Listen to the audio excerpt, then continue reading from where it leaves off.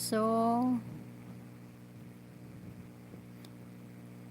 you were blocked by her.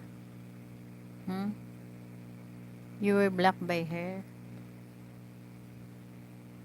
Oh, that's sad. But you need to move on na, ha? It's hard, no? I've been there too. No? I've been there too with my first love, and really it hurts. It really hurts. And it took me so long, no, to forget him because he's my first love too. Hmm? So you make yourself busy to forget her. Okay?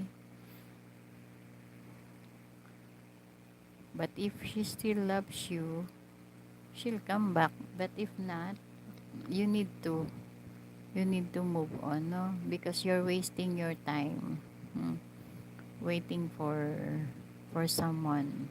Hmm? Okay?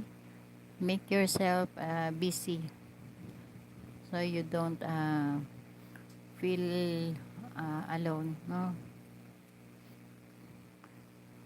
Lonely and depressed. You know what? Many committing their life,